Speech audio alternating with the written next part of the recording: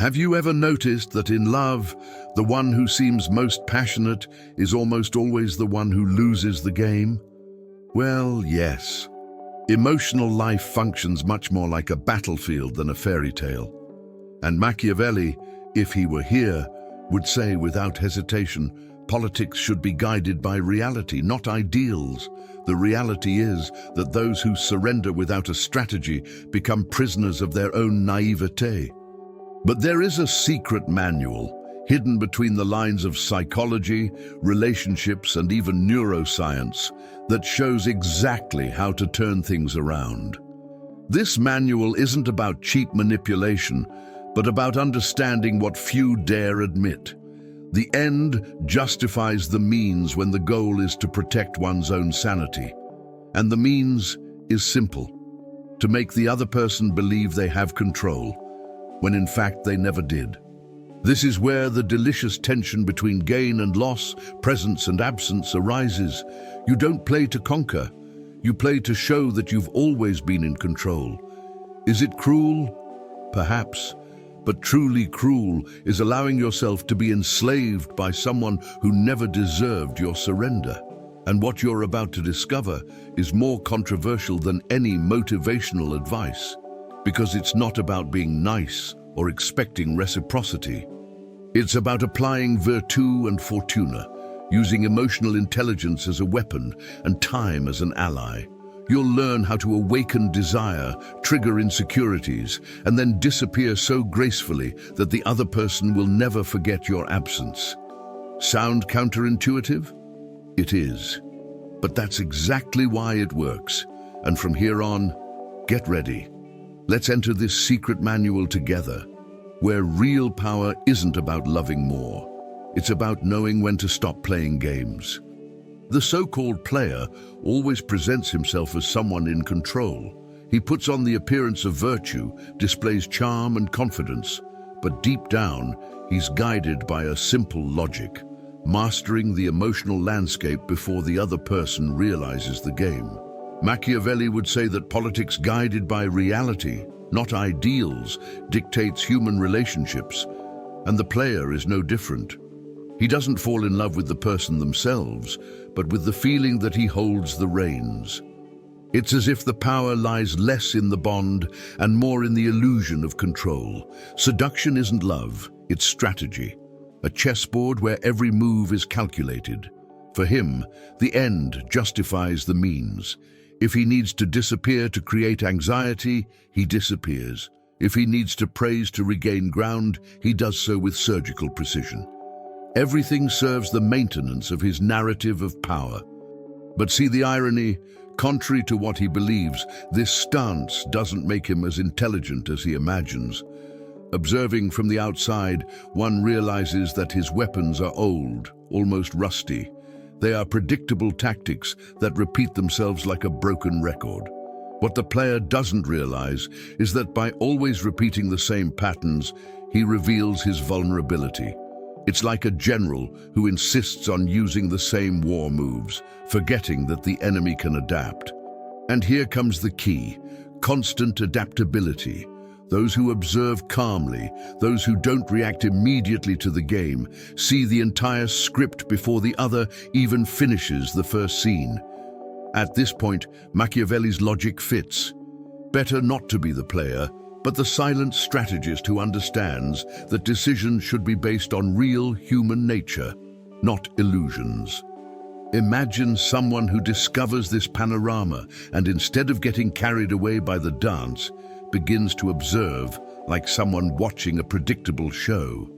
Those who don't play along understand the mechanics: disappearing, returning, creating doubts, rewarding and withdrawing attention. It sounds sophisticated, but it's nothing more than conditioning. A direct reflection of what Skinner described in his experiments with intermittent reinforcement, rats pressing a lever without knowing when the next dose of dopamine would arrive. The player acts this way, betting that the other party will become addicted to the uncertainty. However, those who understand this mechanism can turn the tables because they know that loyal armies, that is, self-control and internal discipline, always win over repeated tricks. From here, the ground opens to understanding how the illusion of control becomes the trap that holds one captive. The player doesn't fall in love with you. He falls in love with the feeling of being in control. This is the fuel that keeps his internal narrative alive, the idea that he manipulates, decides, and directs the game. The illusion of control is the oxygen that fuels his vanity. Machiavelli already warned that politics should be guided by reality, not ideals, and the reality is that this type of player doesn't seek affection, but seeks power. That's why, even when he seems to offer affection, it's just another act to reinforce his position.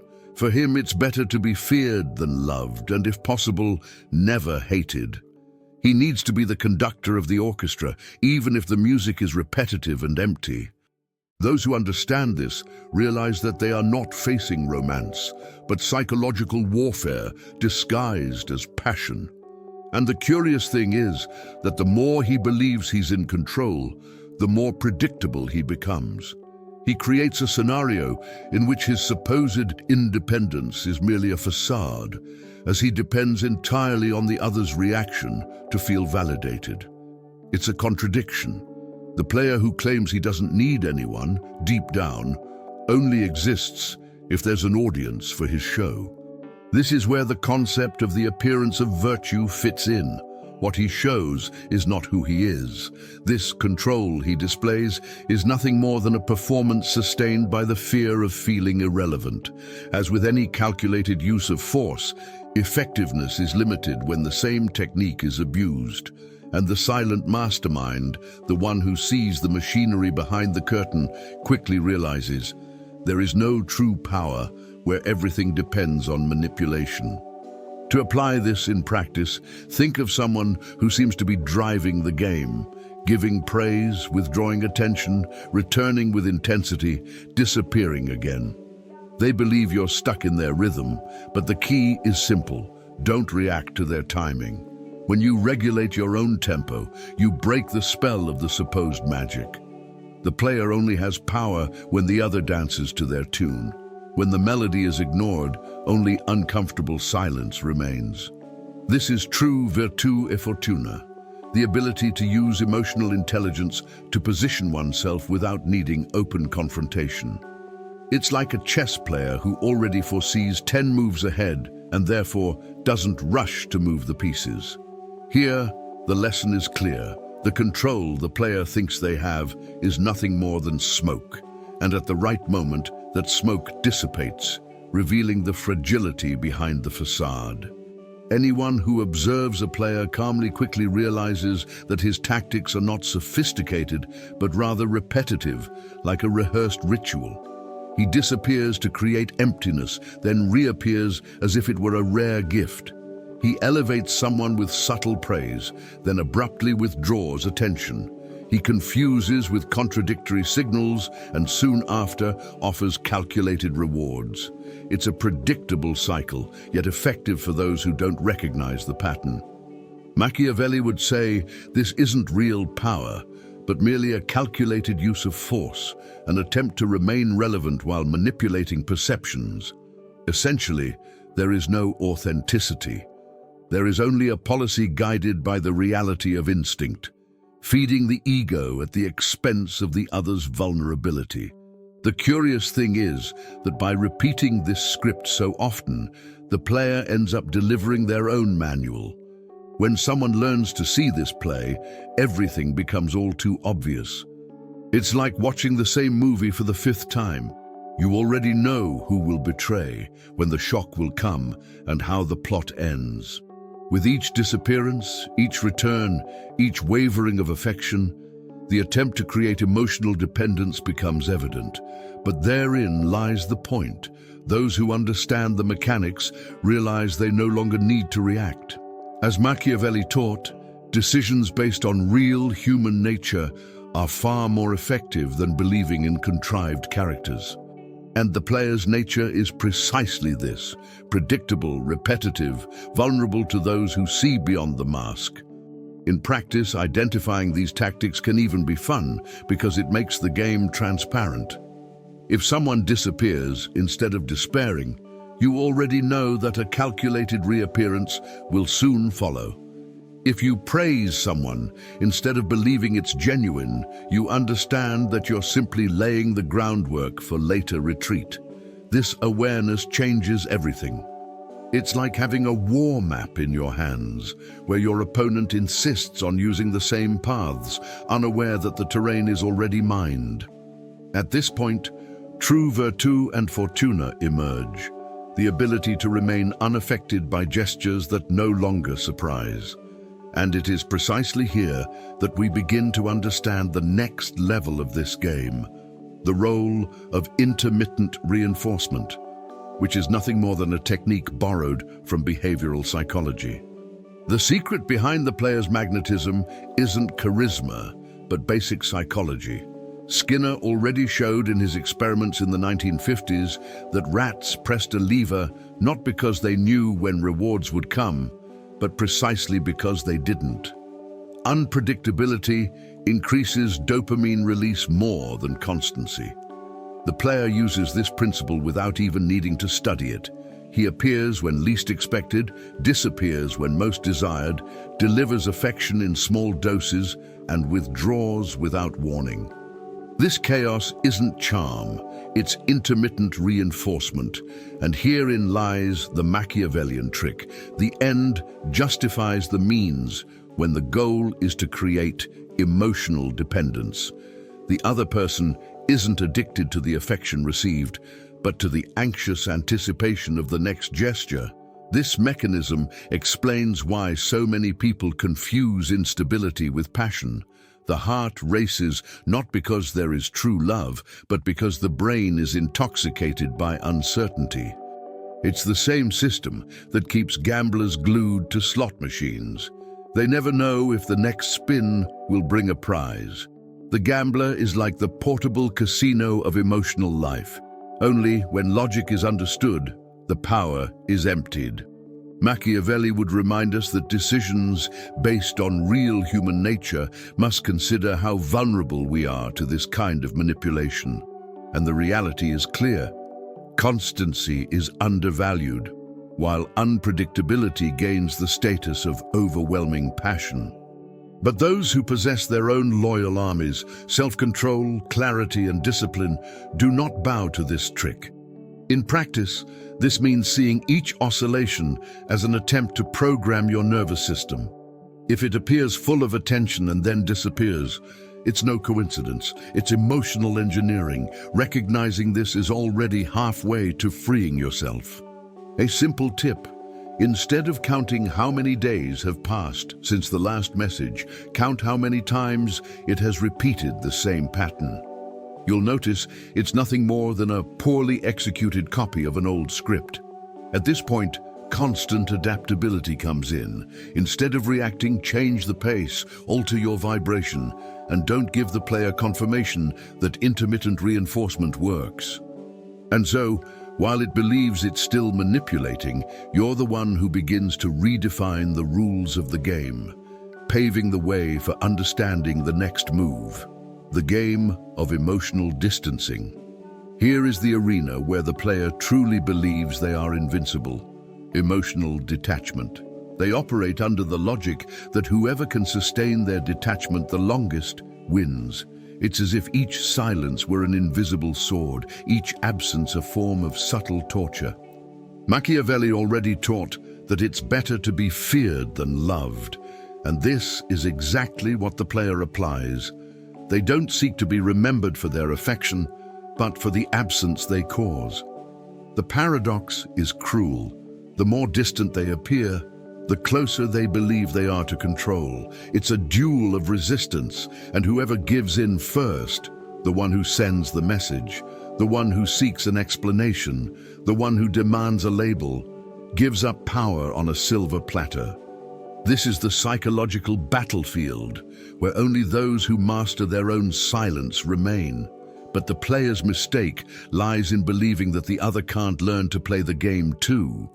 When someone realizes that true power lies not in reacting, but in maintaining one's own center, the game changes completely.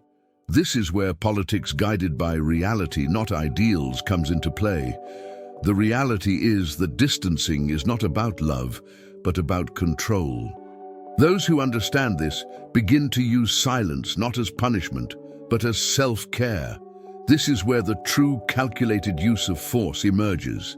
It's not about disappearing to manipulate, but about distancing oneself because there's nothing to prove. It's like a martial arts master who defends himself lightly, not because he fears attack, but because he knows the other's energy dissipates on its own. In practical life, applying this perspective may seem simple, but it requires discipline. For example, if the player disappears and you feel the urge to chase him, take a deep breath and wait. Use this time to invest in something that strengthens you.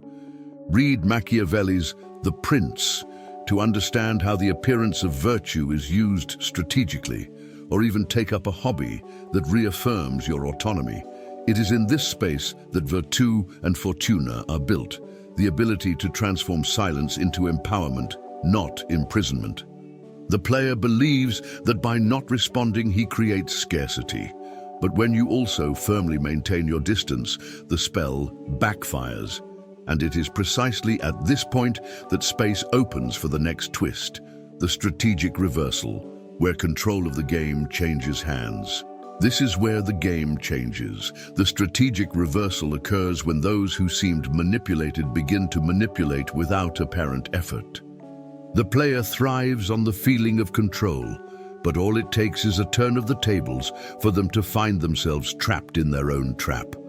Machiavelli taught that the end justifies the means, and in this dynamic, the end is simple: to make them feel they've conquered something precious, but that they could lose at any moment. The secret lies in balancing fear and gain. Offer small doses of affection as if granting a rare privilege, but always maintaining the possibility of loss. This isn't cruelty. It's simply applying the logic of politics guided by reality, not ideals. In practice, it means you never confirm ownership, you only fuel doubt. The key is to make the player believe they have access to your heart without ever being completely sure. This ambiguity is like a sweet poison. They taste it, are enchanted, but fear the taste will fade. This is where true power emerges. Better to be feared than loved, and yet avoid being hated. You demonstrate value without begging for validation, and at the same time, you don't appear dependent on others. It's the appearance of virtue applied to the emotional realm. They see kindness, intensity, even fragility, but also feel they don't hold the keys to your soul. This generates in the player the most unbearable sensation for their ego: uncertainty. And uncertainty in this realm is more devastating than any absence. Want a practical example? Imagine a situation where the player invests time, praise, and attention. You respond warmly, but then quickly change the subject, leave a sentence open, and interrupt the predictable script. They feel they've gained ground, but realize they can't relax. This is virtù and fortuna applied. You offer measured intensity and withdraw without warning, but not as cheap manipulation, but as a demonstration of autonomy. It's like the king who grants access to the palace, but never hands over the key to the gates. This reversal is silent, almost imperceptible, but it creates a visceral fear in the player. That of losing what they never had. And this fear, in itself, paves the way for the next step. Absolute control of the game. True power lies not in chasing after things, but in controlling the landscape from the start. The player believes the game begins and ends at their discretion, but those who establish the narrative's contours are those who remain neutral, curious, and unperturbed. Machiavelli once said that decisions based on real human nature are more effective than any romantic ideal. This means that when you present yourself without anxiety, without rushing to label, and without fear of silence, you create an invisible force field. It's like a ruler who, surrounded by crises, shows no signs of panic. He inspires trust and attracts respect. Here the maxim, "better to be feared than loved," applies, because those who don't need validation from others are never slaves to instability. Controlling the board doesn't mean being cold, but rather establishing from the outset that you're not playing on the other side's turf. For example, if a player uses the disappearance tactic, you don't chase after them. If they try to provoke jealousy, you don't flinch. This self-control is the emotional version of loyal, self-supporting armies. No one can steal a self-supporting fortress. It's also the embodiment of the appearance of virtue. You don't need to shout your valor. It asserts itself through calm. Imagine a political negotiation where one side desperately demands concessions and the other merely observes, smiling slightly. Who seems more powerful? That's exactly it. What defines the game is not the pieces, but who holds the board. In practice, you can apply this principle by cultivating a secure attachment posture. Respond when you want, not when you feel the need to prove something. Value actions, not words. A genuine invitation to see you is worth more than 50 empty messages. This posture conveys clarity. Your time is precious, your energy is limited, and your life doesn't revolve around someone who plays the game of disappearing and reappearing. This is the calculated use of force in the emotional realm. There doesn't need to be an explosion or confrontation, just the discipline of not giving in to other people's theatrics. When the player realizes they're not setting the pace, their system collapses. And it's precisely in this collapse that space opens up for the next move, applying the same intermittent reinforcement. If the player uses intermittent reinforcement as a weapon, the key to turning the tables is to return the same venom, but with elegance. This isn't about cheap manipulation, but about showing that you also know how to play the game when necessary. Reward only concrete actions, never words. If the player truly invests in being present, you offer attention. If they promise a lot and don't deliver, you simply change the vibe without drama or explanation. This is the emotional translation of the calculated use of force, giving the minimum necessary to keep the balance in motion without surrendering control. Machiavelli would remind us that the end justifies the means, and in this case, the end is not to hurt, but to rebalance. The player needs to learn that they don't dictate the rules alone. This process works because it triggers in the other person exactly the same anxiety they were trying to instill in you. Imagine they send an ambiguous message expecting an immediate response, but you only respond when you genuinely have something to add. Or better yet, you respond warmly and then suddenly change the subject as if nothing had happened. This creates the famous Zeigarnik loop, that mental discomfort that keeps the mind stuck on unfinished business. The player begins to taste their own medicine, and each time they realize they can't predict your reaction, the more dependent they become. This is where constant adaptability comes in. You don't repeat a fixed pattern, but vary according to the situation. It's controlled instability as opposed to chaos. Putting this into practice can be simple. For example, if he compliments you, you thank him with a smile and quickly talk about something in your life without prolonging the scene. If he disappears, you don't comment on his disappearance, but when he reappears, you only show interest to a limited extent and then move on to something else.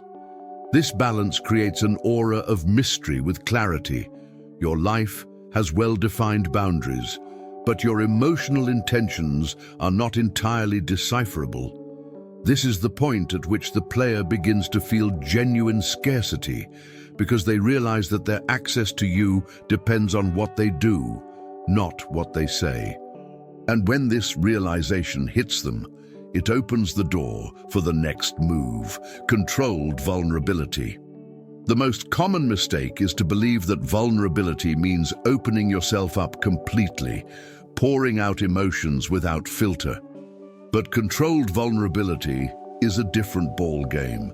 You deliver depth in calculated doses and at the most unexpected moment, change the subject. It's the famous unfinished emotional business which traps the other person's mind in the Zeigarnik effect. Machiavelli would call this a calculated use of force, because it's not brutality, but a silent strategy. You show a scar, but you don't tell the whole story. You open a window to your soul, but close the curtains before the other person can cross. This is the appearance of virtue, revealing something that generates empathy, but never to the point of granting possession. This kind of partial surrender creates an irresistible paradox. The player, accustomed to dealing only with masks and superficial games, encounters someone who shows humanity, but not too much. They feel they've been granted a rare privilege, like someone accessing a state secret. But at the same time, this vulnerability is accompanied by ambiguity. There are no explanations, no endless venting, no emotional dependence. This mixture of clarity and mystery triggers a deep desire to decipher, and the player's mind collapses, unable to bear losing control of the narrative. It's virtù e fortuna applied to the intimate realm, showing that they're human enough to be real, but strategic enough to be unattainable. A practical example: during a conversation, you share something significant, like a challenge you faced, but before they can explore, you change the topic to something light, almost irrelevant. This leaves the feeling that there was more to be revealed, but you didn't offer it. It's as if you took a sip of a rare wine and then took the glass away. This emptiness makes the other person return, search, insist. And it's at this point that you begin to shape the game in your favor, because now they're the one pursuing the story's conclusion. This is the power of controlled vulnerability, creating an internal loop in the other person without needing to use force. And when this loop solidifies, it sets the stage for the next step, activating the mystery with clarity. Few understand that true power lies in balancing two seemingly opposite poles, clarity and mystery. Clarity means having a structured life, firm boundaries, and non-negotiable priorities. Mystery means not fully revealing your emotional intentions. The player despairs when faced with this duality because their manipulation depends on deciphering patterns. When you make it clear that you have a busy routine, solid friends, and projects that occupy your mind, they perceive real scarcity. You're not difficult because you pretend, but because your life is full. However, when your emotions remain ambiguous, the game becomes unbearable for them. It's the calculated use of force at its most elegant. You show what you want to be seen and hide what fuels curiosity. It's important to emphasize that this strategy isn't about theatrics, but about coherence. Those who live for others present the entire picture on a silver platter. Those who build a purposeful life naturally convey the appearance of virtue. Someone who inspires trust but cannot be captured. This activates the scarcity bias in the player, the feeling that they are dealing with a rare resource. Machiavelli would say that it's better to be feared than loved, and this fear here isn't fear of cruelty, but of irrelevance. The player begins to feel that even though they're present, they still don't have sufficient control over you, and this uncertainty is more powerful than any declared passion. A practical example: when invited to something, you accept simply, but make it clear that you have to leave early because you need to wake up early to train, study, or work on a personal project. This conveys discipline and independence. At another point, during an intense conversation, you might respond engagingly and then suddenly end with a light-hearted phrase or even a neutral emoji. This combination of clarity and ambiguity creates a never-ending question in the other person. How far have I really come? This is the core of virtù and fortuna, never being predictable, but always maintaining structure. And it is precisely when the player believes they are close to victory that the most devastating turnaround occurs, the emotional trap followed by the graceful exit. The most powerful trap isn't to shout victory, but to leave before the other feels secure. The player thrives on creating dependency, but what truly destroys them is losing something they never fully possessed. This is the logic of loss aversion. The pain of losing outweighs the joy of gaining. Here, Machiavelli's application is crystal clear. The end justifies the means. You concede small emotional victories, letting the other believe they've conquered territory. But when they're ready to consolidate, you withdraw gracefully. No speeches, no drama, no spectacle, just a clean, silent cut. The power lies in not leaving a trace of hurt, but also in not offering closure. This emptiness is a surgical strike to the player's ego. The secret is in the execution. The withdrawal needs to appear natural, as if your life has simply taken a different direction. This movement embodies the appearance of virtue. You don't disappear in a rage, but move forward with serenity. For the player, this is unbearable because they can't paint you as a villain, and at the same time, they can't convince themselves that they possessed you. This balance is the perfect translation of the calculated use of force, firm enough to end the dynamic, light enough not to seem like revenge. Machiavelli said it's better to be feared than loved, but avoid being hated. And here's the practical proof.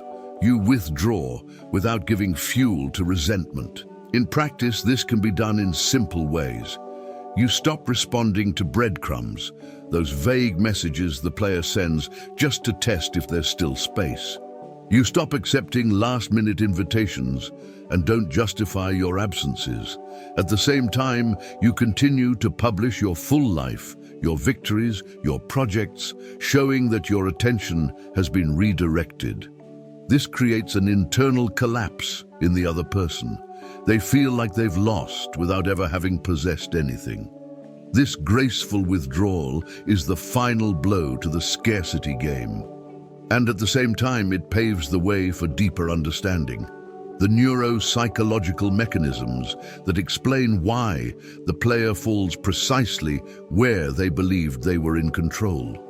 When the graceful exit occurs, what truly unsettles the player is not the silence itself, but the psychological mechanisms activated behind it. The first is the Zeigarnik loop. The human mind hates unfinished business. When someone leaves a story half-finished, an emotion suspended, a conversation without closure, the brain continues ruminating in search of closure. The player who has always used this technique against others suddenly experiences it firsthand. Only, contrary to the control they once exercised, now they are the one losing sleep, revisiting old messages and trying to interpret gestures. Here the Machiavellian maxim is proven. Decisions based on real human nature always trump illusions, and the reality is that no ego can tolerate living in the unfinished for long. The second mechanism is dopamine. Robert Sapolsky explains that dopamine is not the hormone of reward, but of anticipation. Pleasure comes not from receiving, but from waiting for what may come. When intermittent reinforcement is cut off, there's no enthusiasm left, only withdrawal. The player enters a crisis because they no longer control the pace of the hunt. And here comes another Machiavellian law: constant adaptability. Those who have learned to observe and change their stance not only disarm the cycle, but also create a chemical void within the player. What once seemed like passion becomes withdrawal. And nothing is more devastating for those who believed they were in control of the game. Finally, loss aversion strikes at the player's heart. Losing control hurts more than all the previous gains. His core fear was never rejection, it was irrelevant. And that's exactly what silence exposes: his irrelevance. While the fighting and drama keep him alive in the narrative, silence slowly kills him. It's the psychological equivalent of a ruler who realizes his people have simply stopped listening to his decrees. Machiavelli would remind us that it's better to be feared than loved, because fear maintains its presence. But what destroys the player isn't hatred, it's nothingness.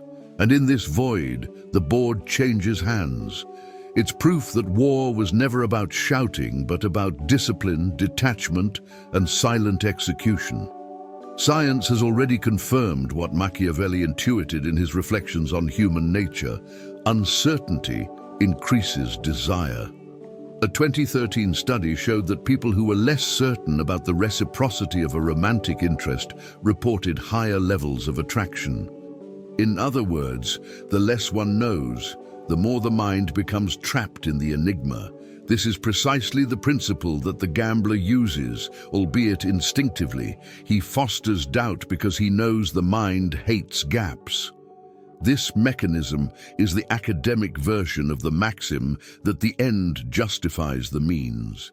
The problem is that few realize that this uncertainty is not genuine passion, but merely brain chemistry deceiving the heart. It's politics guided by reality, not ideals, translated into laboratory data. In pop culture, this inversion has been clearly portrayed. In the film The Wolf of Wall Street, Naomi reverses the situation with Jordan Belfort. She rewards effort, but controls the pace and sets the limits. She transforms the apparent player into the played, applying in practice what Machiavelli would call the calculated use of force. Jordan, who lived in excess and believed he had absolute control, finds himself dominated precisely because she uses scarcity as a weapon. This dynamic shows that it's better to be feared than loved. Not only applies to kingdoms and armies, but also to intimate relationships. The fear of losing access is stronger than the joy of having constant access. Naomi was the mirror that exposed the player's vulnerability. Practical examples of this mechanism appear in any social situation. Imagine a social network. The post that generates the most engagement isn't the one that explains everything, but the one that leaves room for interpretation. The same happens in the emotional realm. When you expose one part and hide the rest, you trigger in others the need to complete the puzzle. This is the essence of virtu and fortuna, knowing how much to reveal, how much to hide, and how to use each detail as bait. Thus, what seems like a simple mystery becomes a proven neuropsychological strategy. And it is precisely at this point that the most common mistakes arise, because, by failing to understand this logic, many fall into the role of lab rat, reacting instead of observing. The biggest mistake anyone facing a player makes is to fight emotion with emotion. Reacting with the same intensity is to fall into the battlefield they dominate. When someone demands closure, seeks explanations, or tries to prove their worth, they are handing the crown to the manipulator. Machiavelli warned that rulers lose power when they give in to the need to please, because politics guided by reality, not ideals, requires strategic coolness. This is where many confuse the game. They believe that shouting, crying, or begging for clarity will regain control. In practice, it only fuels the player's vanity. It's the equivalent of a prince kneeling before his subjects to ask for approval, a spectacle that destroys authority in seconds. Another fatal mistake is to become a lab rat. The player plants chaos, and the person reacts as if it were a rare chemical, when in fact, it's just a repetition of patterns. Each disappearance is treated as a mystical sign, each return as proof of destiny, when it's nothing more than intermittent reinforcement.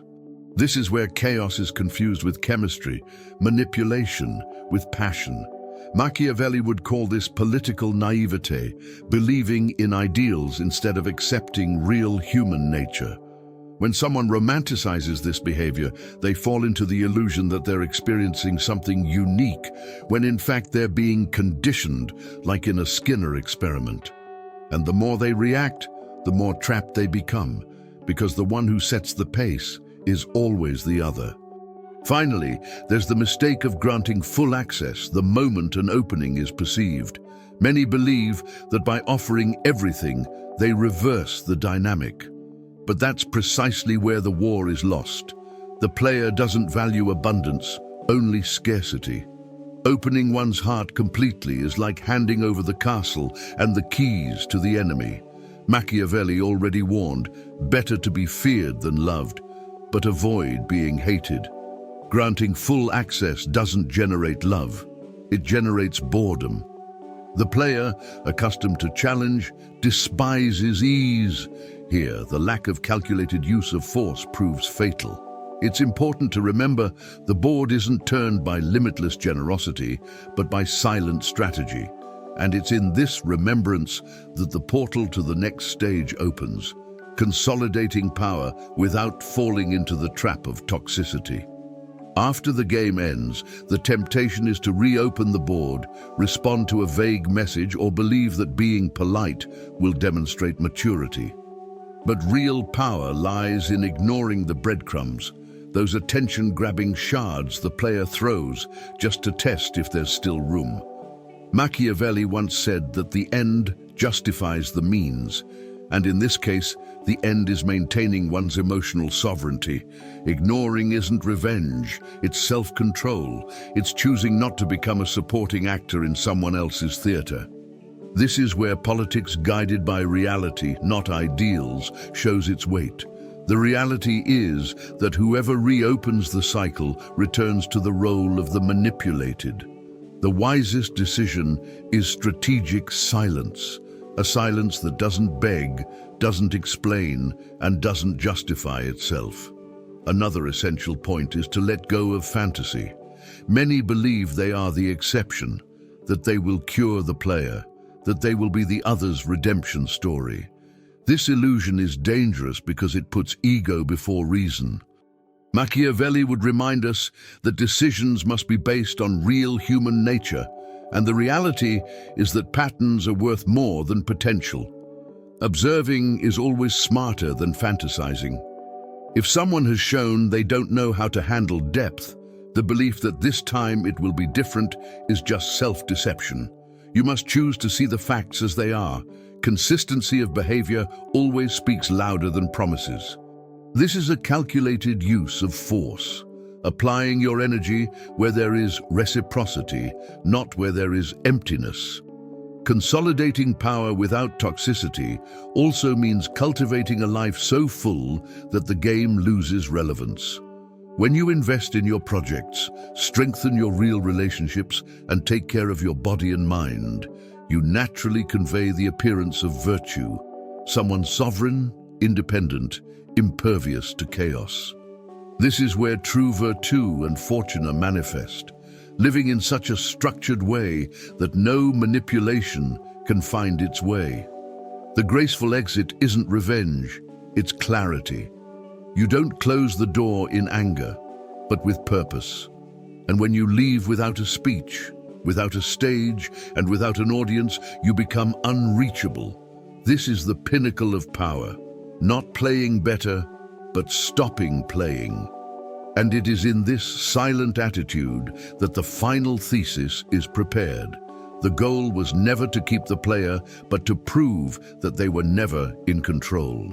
Ultimately, the goal was never to keep the player.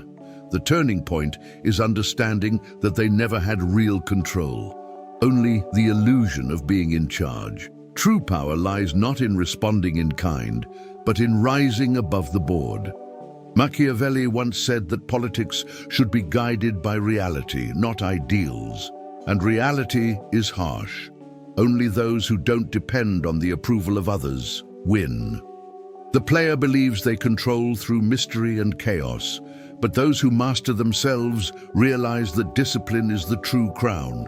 This is proof that the end justifies the means.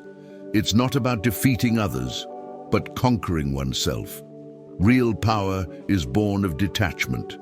When you don't need the game, you don't fear losing anything. This is where the maxim comes true. Better to be feared than loved, but avoid being hated. Feared because your presence is solid, loved because your absence is respected, not hated because there was no cruelty, only clarity. This stance reflects the appearance of virtue.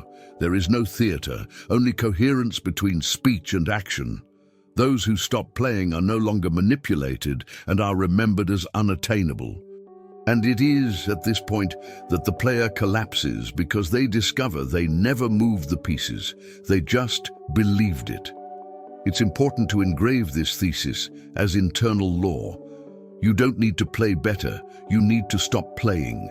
Real power is discipline, detachment, and silent execution. It is the loyal, self-contained armies that sustain any empire, its firm mind, its armored heart, its non-negotiable limits. This is virtù and fortuna, the combination of inner preparation with the luck of those who refuse to surrender their own crown. The board only exists for those who insist on sitting on it. When you get up and leave, there is no game, no victory, no defeat. There is only sovereignty. And it is in this silence that the lesson ends, not with shouts, but with the certainty that you will never again be manipulated by illusions. Now that you understand the secret manual, the question is, what will you do with this knowledge? Will you continue reacting to the predictable player's play, or will you choose to become sovereign of your own board? Machiavelli would remind us that decisions based on real human nature are always more effective than living in illusions. So look at your life. How many times have you surrendered power simply because you mistook chaos for chemistry? How many times have you believed you needed to prove yourself when in reality you simply needed to withdraw quietly? True power isn't in playing better. It's in stopping playing, in cultivating your own loyal armies, your discipline, your clarity, your autonomy, because when you master yourself, no player can manipulate you. And that's the key. Virtù and fortuna aren't external tricks, but internal forces that make you inaccessible to others' games. So I ask you, are you ready to turn the tables? Are you ready to prove with your actions that you've never been under anyone's control? If this content resonated with you, don't let this section die in silence. Write in the comments what resonated with you most. Sometimes the first sentence out of your mouth is the beginning of your liberation.